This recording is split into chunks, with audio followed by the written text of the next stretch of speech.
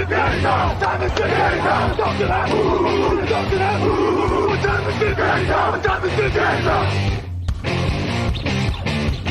gun, Hulk left slot. Dixie left, T left. Mercedes, wide chip, Ricky. Bieber left, 75, Katie, Omaha. Quick, go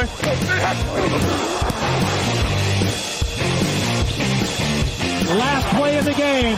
Who's going to win it? Luck rolling out to the right. Dumps it up to Donnie Avery. Go ahead, goal line. Touchdown. Touchdown. Touchdown. Touchdown. Salut à tous et bienvenue pour cette toute première émission donc du podcast Draft de Touchdown Actu avec au sommaire donc de cette émission le chouchou du poste de quarterback, le duel aérien de l'Alabama et notre chronique sleeper avec nos joueurs un peu moins en vue de cette période draft qui on l'espère perceront à terme. Pour cette première émission, mon compère qui était déjà avec moi donc mercredi pour la mock draft que vous avez retrouvée sur le site et sur YouTube, monsieur Victor Roulier. Salut Victor. Bonjour à tous. Et on a une petite pression, Victor, puisque cette émission est très attendue, notamment par la première partie, savoir quel quarterback on va évoquer. Donc sans plus de suspense, on se lance désormais dans notre première chronique, le Tu préfères, consacré au poste de quarterback. Okay, here we go. With the first pick in the 2020 draft, the Cincinnati Bengals select Joe Burrow, quarterback, LSU.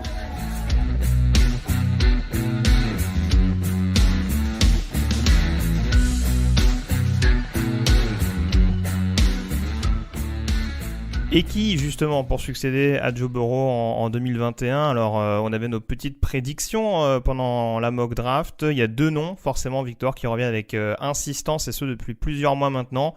Trevor Lawrence, quarterback de Clemson. Justin Fields, quarterback d'Ohio State. J'en avais parlé, ces deux quarterbacks qui sont arrivés en même temps en college football, qui ont eu des trajectoires un petit peu différentes au cours de leur cursus universitaire, mais qui seront de nouveau coude à coude dans leur tentative d'entrer dans le monde professionnel. Je vais juste donner très rapidement les stats et puis après on analysera un petit peu les forces et les Lawrence. Alors j'ai pris les stats de 2019 puisqu'on le rappelle, cette saison est un petit peu particulière avec beaucoup de matchs qui ont été annulés. Ohio State a joué beaucoup moins de matchs que Clemson en l'occurrence, même si Trevor Lawrence a manqué des matchs par rapport à la Covid. Donc Trevor Lawrence l'année dernière c'était 3665 yards, 36 touchdowns, 8 interceptions, un pourcentage de complétion d'environ 66%. Justin Fields de son côté c'était 3273 yards, 41 touchdowns et 3 interceptions pour un pourcentage de complétion de 67%.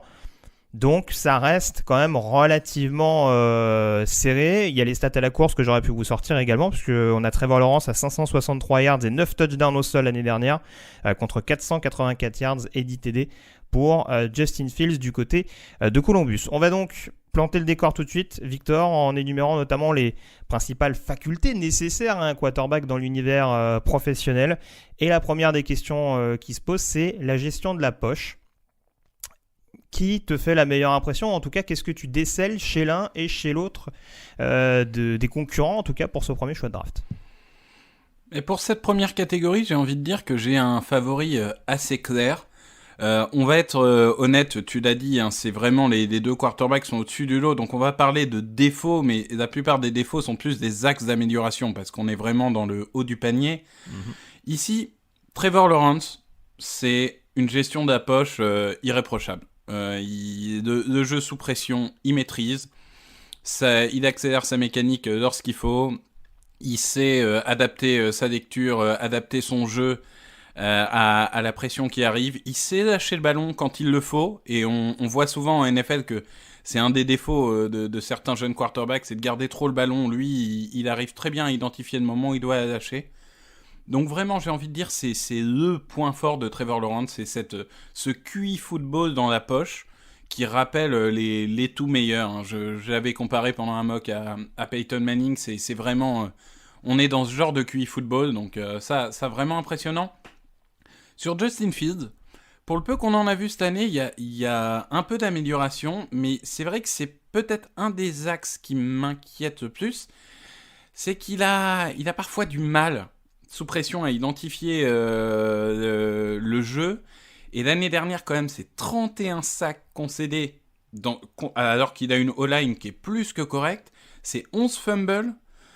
Donc il faut quand même qu'il fasse attention parce qu'il a tendance à vouloir parfois trop en faire, à être trop agressif, à vouloir trop provoquer le jeu et ça se dessert parfois.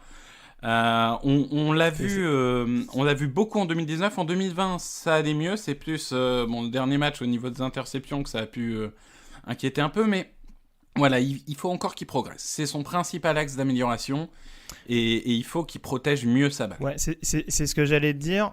C'est sûr que dans la gestion de la poste, c'est sûr que Trevor Lawrence, ça va être peut-être plus du réajustement par rapport à la pression, alors que Justin Fields, en effet, ça va plus être un profil un peu Kyler Murray dans le côté déplacement, c'est-à-dire que il va se rendre compte que la pression va arriver très vite, donc où il va contourner, où il va essayer de trouver une brèche, on va dire plein centre, pour déjà forcer le jeu un petit peu plus à la course.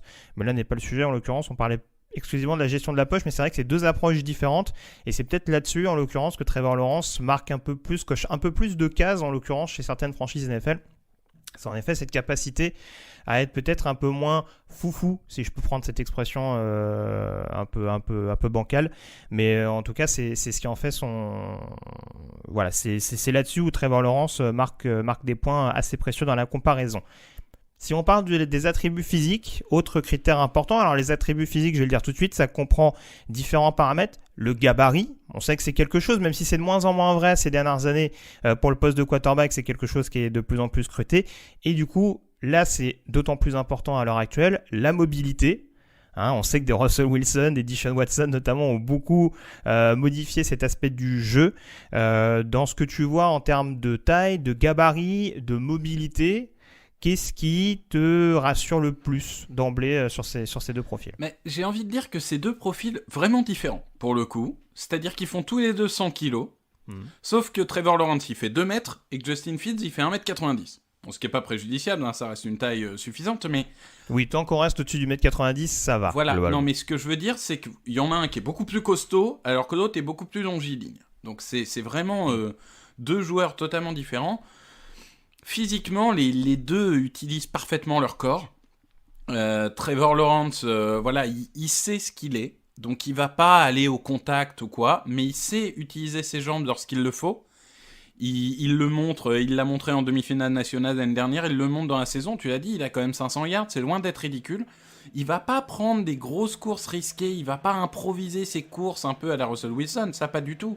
Mais il va aller prendre les 7, les 8, les 10 yards lorsqu'à un moment, il voit qu'il y a un trou.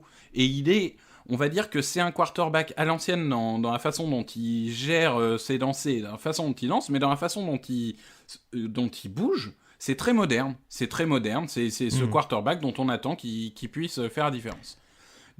C'est ça. Alors, je suis pas complètement d'accord avec toi dans le sens où tu dis qu'il fuit pas le contact, qu'il cherche pas le contact. On a vu justement, et c'était un des gros problèmes que j'avais notamment avec le système offensif de Clemson l'année dernière, c'est qu'on le faisait vraiment beaucoup courir, un peu trop à mon sens. On avait tendance à un peu trop l'exposer et on l'a vu prendre des shoots. Je me rappelle notamment de ce fameux match contre Ohio State où il y a la prise en sandwich qu'occasionne justement la sortie pour targeting de Sean Wade, un des prospects à suivre du côté d'Ohio State cette année. Et c'est vrai que ça a permis de montrer justement que c'était pas un joueur qui se cachait entre guillemets derrière sa ligne. Et j'ai donné les stats tout à l'heure, c'était pas de manière hasardeuse, c'est que on pourrait penser, de par le style de jeu des deux hommes, que Justin Fields aura moins de difficultés à courir, sauf que Trevor Lawrence, en l'occurrence, il est parfaitement capable de produire et d'aller chercher les yards à la course, alors que pourtant, tout comme Justin Fields, notamment en 2019, il avait un excellent running back à ses côtés, donc c'est vrai que c'est assez notable. Juste si tu me permets la distinction, c'est vrai que il y a ce côté, en effet, très élancé de la part de Trevor Lawrence. Je trouve qu'il y a un côté très élancé aussi du côté de Justin Fields, dans le sens où on le présente beaucoup comme un joueur extrêmement rapide. Je dirais presque que c'est un baby cam. C'est-à-dire que quand on voit sa corpulence, c'est un joueur qui est très très difficile à stopper. Et c'est pas forcément... je pense pas que ce soit un joueur, le processus draft nous le dira, mais je pense pas que ce soit un joueur aussi rapide par exemple qu'un Kyler Murray ou un Lamar Jackson, si on prend juste ces comparaisons-là. Mais en tout cas, voilà, une fois qu'il est lancé et qu'il va chercher les yards à la course, il sera encore plus difficile à stopper qu'un Trevor Lawrence. Et c'est ce qui fait en effet que sa mobilité a un atout vraiment non négligeable. Non, je te rejoins. Pas beaucoup de choses à ajouter là-dessus. Je pense en effet que c'est un joueur extrêmement intéressant sur cet aspect-là du jeu. Et il va impressionner du monde. Et en effet, je te rejoins. Il a pas j'aime bien Cam Newton parce qu'en effet, il n'a pas la vitesse d'un Murray, mais ça veut pas dire qu'il peut pas produire au sol. Et j'aime bien cette comparaison. Ouais. Il y a des comparaisons qui reviennent aussi avec Deshaun Watson, ce qui est plus son prototype physique en l'occurrence. C'est vrai qu'il est quand même moins costaud, c'est moins une armoire à glace que Cam Newton, même si faut se le coltiner entre guillemets. Troisième paramètre, les composants, je vais appeler ça de manière un petit peu grossière. Ça comprend la mécanique et la puissance du bras. Est-ce qu'il y en a un qui te rassure plus qu'un autre? Mais non, j'ai envie de dire que les deux sont un peu différents. Trevor Lawrence, voilà, c'est une mécanique fluide. C'est beau, c'est universitaire, enfin j'ai envie de dire vraiment, c'est un geste bien construit, c'est beau. Il est capable d'accélérer sa mécanique de lancer lorsque la pression est là, ce qui est toujours très appréciable. Un joueur qui est capable de faire ça, donc là-dessus, moi je suis assez convaincu. J'ai parfois un peu de mal avec ses lancers profonds. Je trouve qu'il a tendance On est d'accord. à... Et alors qu'il a la puissance de bras, c'est peut-être pas une question de puissance, mais il a tendance, je trouve, à underthrow, donc à lancer un peu pas assez loin pour son receveur. Surtout les passes diagonales, si tu me permets, je trouve que c'est vraiment... je trouve que c'était un facteur qui était vraiment très important avec un T. Higgins. Oui. Il y a vraiment une collaboration qui était importante. Alors certes, il a perdu T. Higgins, en effet, qui arrivait à Cincinnati. Il a aussi perdu son autre receveur, Justin Ross, pour des soucis de santé. Mais je sais pas si c'est ce simple paramètre-là qui fait que, mais c'est vrai que je te rejoins, ouais, il y a quand même ces zones d'ombre sur le jeu profond. On sait pas trop si c'est lui qui joue trop facile, Ouais. ou parce que ça a pas l'air d'être une puissance de bras, même si j'ai la sensation qu'il a un bras un peu moins puissant que Fields. Oui. Donc c'est peut-être ces zones-là qui seront à identifier, parce que bon, maintenant le jeu profond en NFL, ça reste quand même un paramètre plus que prépondérant, quoi. C'est sûr, et c'est vraiment le point noir, entre guillemets. Encore une fois, on parle de deux quarterbacks extraordinaires, mais c'est un vrai point pour Trevor Lawrence. Et pour Justin Fields, je vais faire un peu la comparaison Kyler Murray. Tous les deux, en baseball, ils jouaient shortstop. Et en fait, ce poste-là fait qu'on est obligé d'improviser beaucoup les lancers. Et ça se ressent dans leur façon de jouer au football. C'est-à-dire que on a vu, certains sont extasiés sur le lancer de Murray où il a les deux pieds décollés du sol la semaine dernière. C'est ce genre de lancer, en fait, ils sont capables de s'adapter, de lancer dans des positions très peu orthodoxes quand le jeu font que la poche est un peu difficile, la vision est un peu difficile. On a l'impression qu'ils sont capables de créer un lancer que beaucoup de quarterbacks ne seraient pas capables de faire. Et ça, c'est assez intéressant, cette capacité d'improvisation, cette capacité à créer son lancer. Et d'ailleurs, dans le côté improvisation, on peut en parler juste 20 secondes, mais Justin Fields, hors poche, il est intéressant aussi. Il a ce côté un peu, je sors, je regarde un peu à la Russell Wilson, si on veut. Est-ce que finalement, je vais étendre le jeu pour la lancer? Est-ce que finalement, je vais y aller avec mes pieds? Voilà, c'est assez intéressant, et j'aime bien, dans la NFL moderne, je trouve que c'est quelque chose qui est vraiment très important et qui a une grosse valeur dans les jeux offensifs tels qu'ils sont construits aujourd'hui. Non, je te rejoins là-dessus. Tu as commencé plus ou moins à en parler. Le quatrième aspect du jeu, la science du jeu. On l'a déjà plus ou moins brossé dans les précédents paramètres, mais ça comprend là en l'occurrence la précision. Je l'ai dit tout à l'heure, c'est 66 et 67% l'année dernière. Il y a des stats qui sont encore meilleurs cette année. Je crois que Trevor Lawrence doit être à un peu plus de 70. Justin Fields avec moins de matchs, je crois qu'il a joué 4 matchs depuis le début de la saison, c'est 80% de complétion. Donc c'est la précision et surtout la prise de décision. Là en l'occurrence, même question, est-ce que c'est un paramètre qui est rédhibitoire pour toi sur l'un ou sur l'autre des deux prospects dont on parle? Non, les deux sont intéressants. Justin Fields, je l'ai dit, mon principal problème, et ça fait partie de la prise de décision, c'est sa reconnaissance de la pression et du coup sa capacité à encaisser trop de sacs. Ouais. Il y a quand même, je me permets juste de préciser, contre Indiana, là, le match dont tu parlais à demi-mot tout à l'heure, où il fait notamment 3 interceptions cette année. C'est un peu le point noir sur les quelques matchs qu'a joué Ohio State. Il y a quand même 2 interceptions qui sont plus ou moins pour lui, justement par rapport à ça, où il y a une pression qui est notable, mais où c'est des lancers qui sont extrêmement forcés et qui n'ont pas lieu d'être, quoi. Oui, il avait fait que 3 interceptions en carrière sur ses 26 premiers matchs, sur même ses 29 premiers matchs, et il en a fait 3 contre Indiana. Bon, on peut penser au match accident, hein. Ça arrive, et il va peut-être dérouler, si le Covid le laisse jouer, il va peut-être dérouler à la fin de saison et prouver que c'était juste un match accident. Mais ça rappelle qu'il a toujours un peu ce problème à jouer sous pression, et il faut qu'il fasse attention, parce que c'est des choses qui peuvent alerter les franchises NFL. Donc voilà, là-dessus, il faut qu'il travaille, mais globalement, j'étais impressionné par sa prise de décision sur les 3 premiers matchs. Vraiment, Indiana, ça a jeté un froid, alors que j'étais vraiment hype sur le début de saison en me disant « Waouh, il a vraiment progressé ». On sent qu'il a appris, donc voilà. À voir si c'était un match accident ou pas. On l'a pas vu la semaine dernière, on va le revoir bientôt, mais à voir.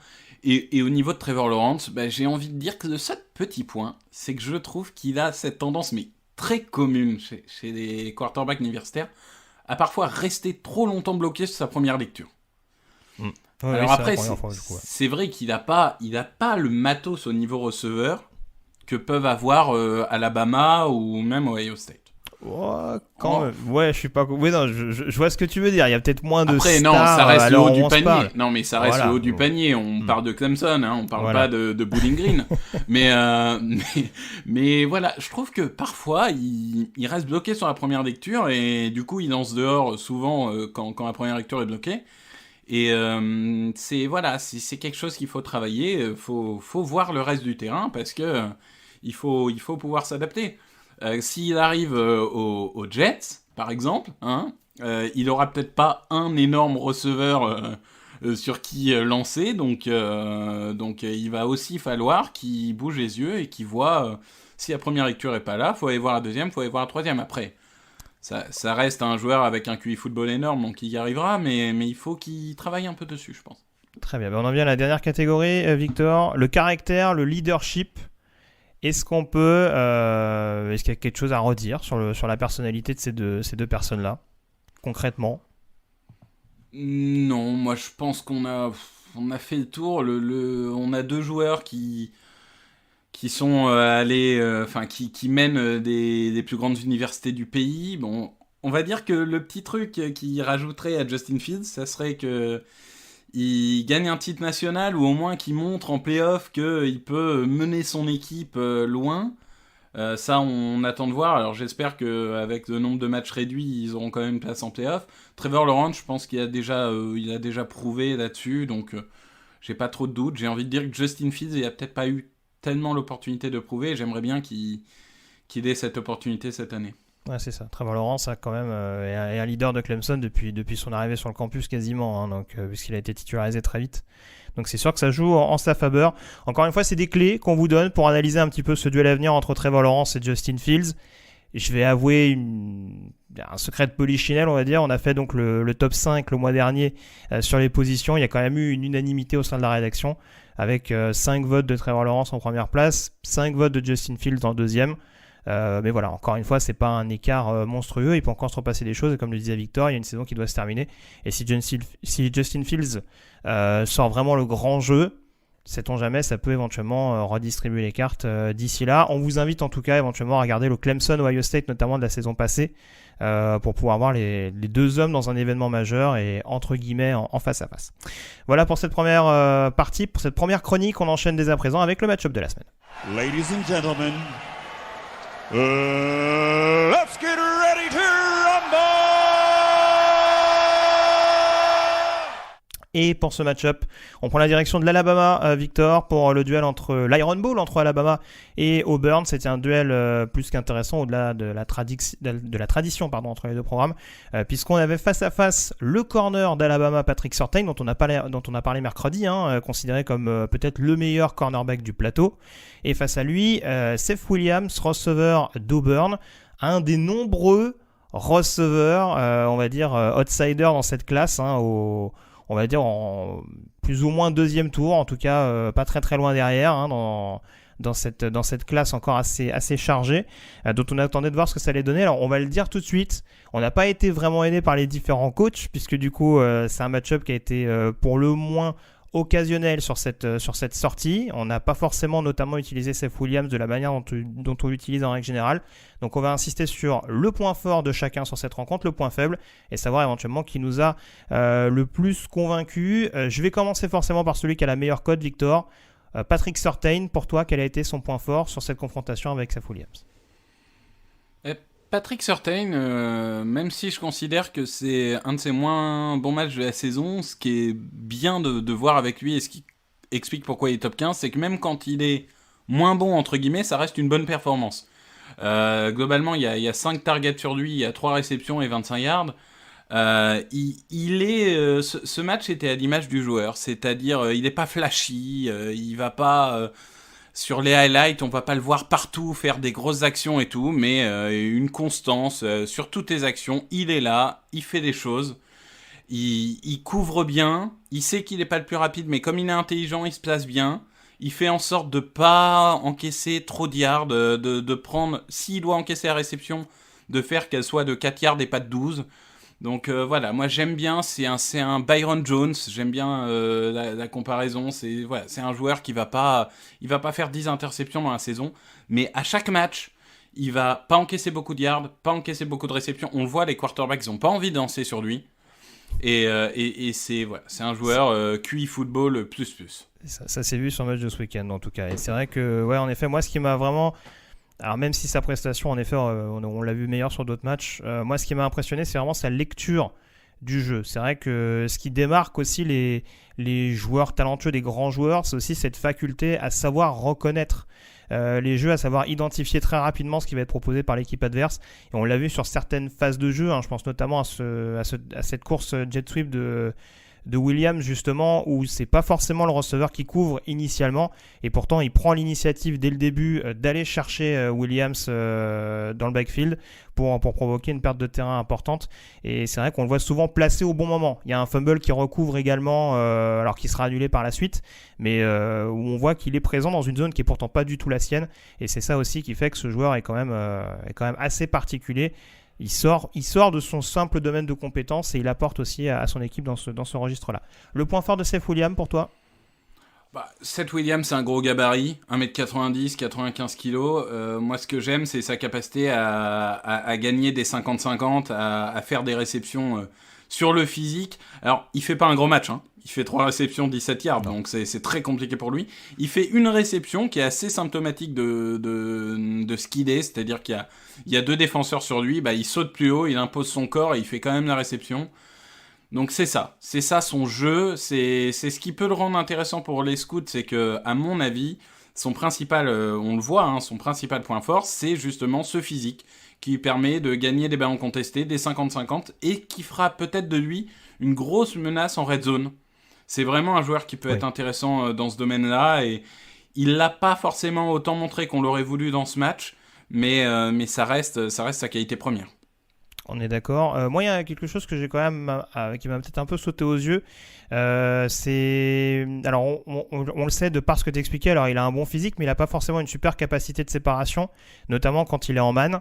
Et j'ai trouvé que sur les moments où Alabama proposait de la zone, il avait quand même tendance à se placer intelligemment dans les zones intermédiaires, justement pour réussir à trouver ces espaces, à provoquer une certaine confusion en termes de communication entre les DB. Et on le voit, c'est ce qui occasionne notamment une des actions phares de ce match, à savoir la passe profonde qu'il a droppée. On y reviendra sûrement. Mais c'est vrai que il peut être précieux, mais clairement pas contre tous les types de couverture. Et là, en l'occurrence, je trouvais que contre la zone, c'était quand même relativement intéressant. Son apport en tout cas était relativement intéressant de par ce que tu évoquais, c'est-à-dire qu'il est quand même capable de se faire oublier et éventuellement de compléter les passes en conséquence. Ton point faible sur Patrick Surtain, alors dis-nous tout.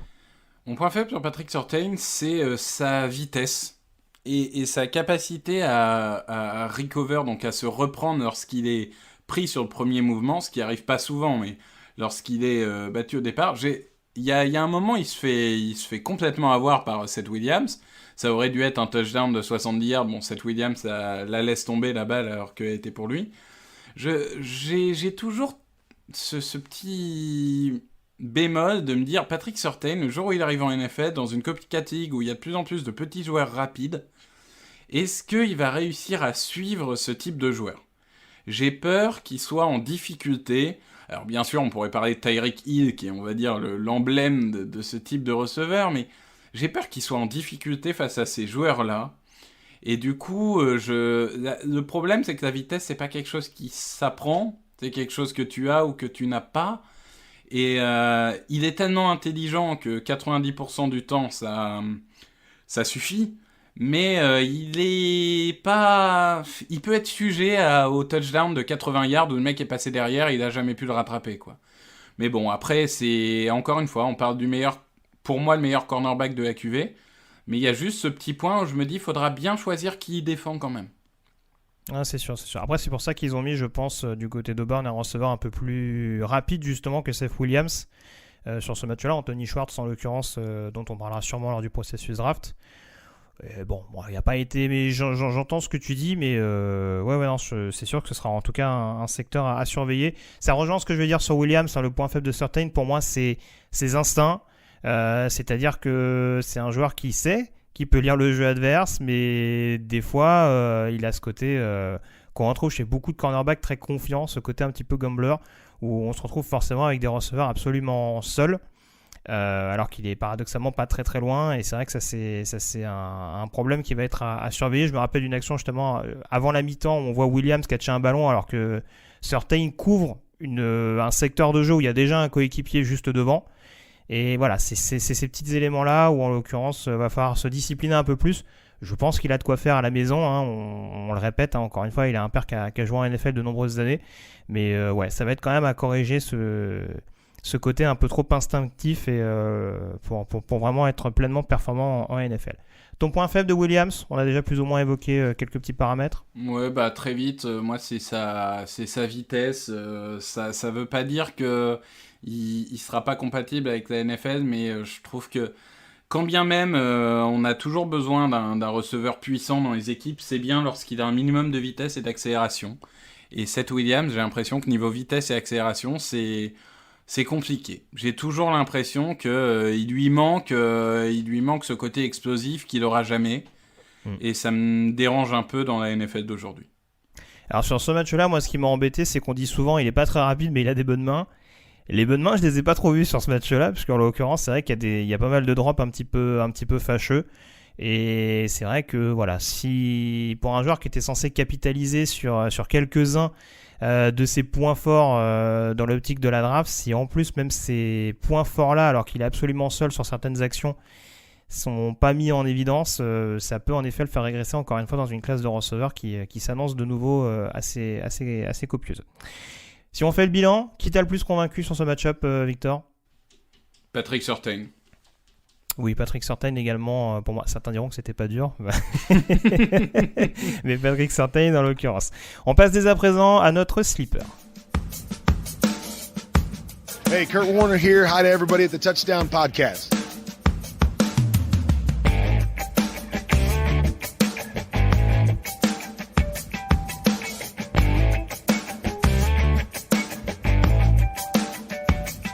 Alors, notre pépite, pour franciser le terme, Victor, le joueur qu'on verra se révéler, mais qui ne sera drafté qu'au 3e jour de la draft selon nous. On va le dire tout de suite, c'est placé sous le signe de l'attaque, hein, cette chronique-là. Et je crois justement, on parlait de Seth Williams, que tu as jeté ton dévolu sur un receveur. Oui, tout à fait, sur un receveur, Marquez Stevenson. Très bon choix. Marquez Stevenson, qui est un joueur assez intriguant. Parce que c'est, on va dire, pour caricaturer, c'est le joueur gadget, comme les équipes l'aiment aujourd'hui. C'est un joueur qui peut être utilisé en réception, en sweep, qui sera un excellent retourneur en équipe spéciale. Un des joueurs les plus rapides de cette QV. Je pense qu'au niveau des receveurs, c'est niveau accélération, explosivité, possibilité de gagner les yards après la réception, c'est vraiment un joueur... c'est une menace profonde, c'est un joueur qui va intéresser du monde. Après, il y a déjà un énorme red flag et qui explique le fait qu'il va descendre à la draft, c'est les blessures. Alors déjà, il a loupé quasiment toute la saison 2016 à cause de l'épaule. Il loupe toute la saison 2017 à cause d'un ligament. Et là encore, cette année, il a des problèmes de cheville. Donc, il va falloir faire très attention avec ce joueur-là. Et à mettre dans du formol. Donc. Non, mais c'est sûr qu'il y a des équipes qui vont dire, moi, je prends pas un joueur comme ça. Un joueur qui a déjà loupé 2 saisons et demie sur blessure, sur 4 saisons ou 5 saisons, je prends pas. C'est pas un route runner extraordinaire. Pour moi, c'est un joueur de slot. Un route runner, il est pas excellent en tracé. Oui, pardon. Si je traduis. On Oui. essaie de vulgariser au maximum. C'est pas évident. Vrai, pardon. Mais, mais voilà, ses tracés sont pas extraordinaires. Je pense qu'il est destiné au slot. Il sera jamais un receveur extérieur. C'est pas un bon bloqueur. Bon, en même temps, il a un physique un peu compliqué pour bloquer, mais voilà, c'est ce genre de joueur qui sera jamais une star. Ça sera pas le receveur numéro 1 qui fera 100 yards par match. Mais c'est le joueur qui peut, à tous les matchs, avoir ses 40 yards en réception, 20 yards en course, 1 ou 2 bons retours. Et c'est le genre de joueur, si t'arrives à obtenir ça d'un 6e tour, t'es super content. Oui, non, c'est sûr. Alors, 6e tour, je sais pas, mais oui, en l'occurrence, parce que t'évoquais, c'est possible qu'il descende. Ouais. Tu vois ce que je veux dire. Oui, on est d'accord. En tout cas, pas avant le 4e, ça paraît a priori certain. T'as été assez complet, hein, donc je vais pas en dire plus, même si en effet, c'est un joueur que j'adore, mais qui traîne des pépins physiques à répétition. Mon sleeper de la semaine, c'est un running back. On sait que c'est une position où on aime regarder de plus en plus bas dans la draft pour trouver justement la bonne surprise. Et c'est un running back de 2e division universitaire, Jermaine Martin, running back de North Carolina A&T, qui est un peu le James Robinson de cette année, si je peux parler ainsi. On se rappelle que Robinson, l'année dernière, avait affolé les compteurs du côté d'Illinois State, si j'ai bonne mémoire. Jermaine Martin, c'est un petit peu pareil. Alors, c'est un programme un peu moins en vue, North Carolina A&T, encore que ça reste quand même plus qu'honorable en 2e division universitaire. Maintenant, c'est vraiment un joueur qui a été la pierre angulaire de son attaque pendant toute l'année. Joueur assez trapu, très difficile à mettre au sol. Et c'est un joueur qui est parfaitement capable de prendre de la vitesse. Peut-être une polyvalence à travailler encore un petit peu. C'est vrai que dans le profil des running backs qui doivent exceller en sortie de backfield, c'est peut-être pas encore celui qui s'en sort le mieux. Mais je trouve que c'est quand même un coureur qui a énormément de potentiel. Forcément, il va partir du fait qu'en 2e division cette année, ça n'a pas joué, bien sûr en raison de la crise sanitaire. Donc forcément, 1 an sans jouer quand on vient de 1AA, c'est toujours assez délicat dans l'optique draft, surtout quand on est un running back en 2020. Mais voilà, en tout cas, il y a quand même un bagage assez solide. Je le dis, joueur costaud, rapide, qui doit encore gagner en QI foot, si je peux parler ainsi, ou en tout cas en aptitude à la réception. Mais ça peut être vraiment un profil qui va plaire en NFL en 2021. Ouais, je rajouterais juste un tout petit red flag. Je crois qu'il a été viré de Coastal Carolina à cause d'une histoire d'arme à feu dans son coffre ou je sais pas quoi. Oui, mais ça, c'est la base. Oui. Non, mais il a pas fini à Florida, donc peut-être qu'il va être sauvé finalement. Mais tu fais très bien de le signaler. Voilà, non, mais c'est le genre de petits trucs extra-sportifs que certaines franchises... Eh bien, c'est mon sleeper non drafté de la semaine. Non, mais certaines franchises vont dire attention, ce genre de profil, je me méfie. Oui, mais je suis d'accord sur tout ce que tu as dit. Enfin, il a fait 20 touchdowns, je crois, l'année dernière. Enfin, vraiment excellent. Oui, il n'est pas arrivé là où il est actuellement juste par simple choix. En effet, il a fallu trouver une porte de sortie à un moment donné. Voilà en tout cas pour cette chronique Sleeper et voilà pour cette toute première émission draft du podcast Touchdown Actu. Merci encore Victor d'avoir été en ma compagnie. Il paraît qu'on fait on fait de la pub pour les tweets, enfin en tout cas pour les comptes Twitter. Est-ce que tu peux me rappeler le tien s'il te plaît, pour ceux qui veulent te suivre? Alors c'est @VictorRoulier, tout simplement. Voilà, @VictorRoulier, @YellowRadioSA pour moi-même. On remercie bien entendu Monsieur Mattei qui était à la technique au passage. Et puis on vous retrouve en tout cas dans les prochaines semaines avec des équipes qui vont tourner au fur et à mesure. Mais on vous retrouve dans les prochaines semaines donc pour analyser de manière hebdomadaire désormais tout ce processus draft sur les antennes de Touchdown Actu. Salut à tous, à la prochaine, ciao. Merci.